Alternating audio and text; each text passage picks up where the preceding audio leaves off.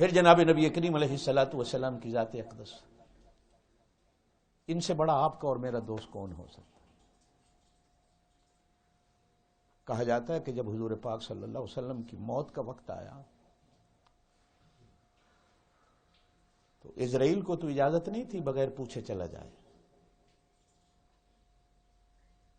نبیوں سے پوچھنا پڑتا ہے۔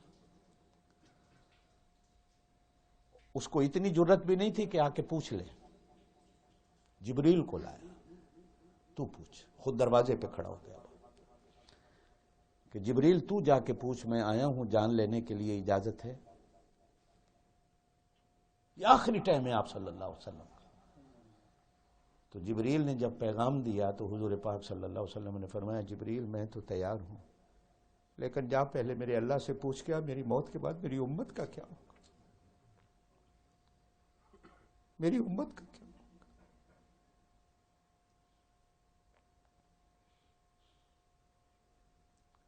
آپ صلی اللہ علیہ وسلم نے ارشاد فرمایا، میں قیامت والے دن بھی جب تک ساری امت کو جنت میں نہ داخل کروا لوں میں جنت میں نہیں جاؤں، میں نہیں جاؤں۔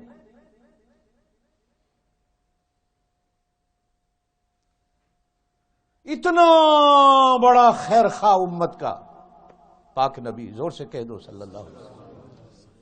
ایمان سے آپ جتنے بیٹھے ہو حضور پاک صلی اللہ علیہ وسلم کی ذات پر کتنی دفعہ درود پڑھتے ہیں؟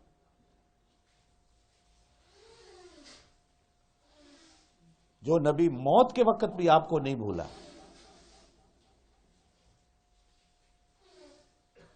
آپ اور میں دن میں کتنی بار اپنے نبی کو یاد کرتے ہیں؟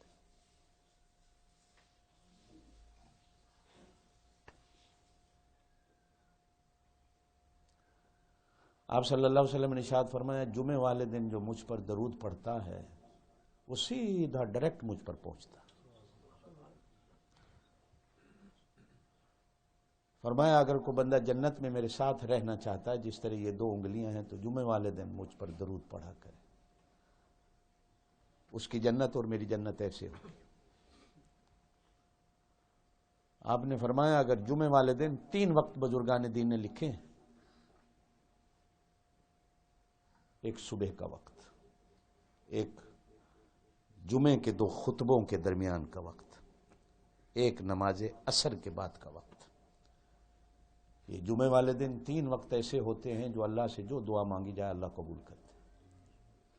حضور صلی اللہ علیہ وسلم نے فرمایا جمعے والے دن عصر کی نماز کے بعد، چونکہ باب آدم کو بھی اسی وقت بنایا گیا، باب آدم کو اسی وقت جنت میں داخل کیا گیا، اسی وقت میں اللہ پاک نے باب آدم کو جنت سے بھیجا ہے زمین پر۔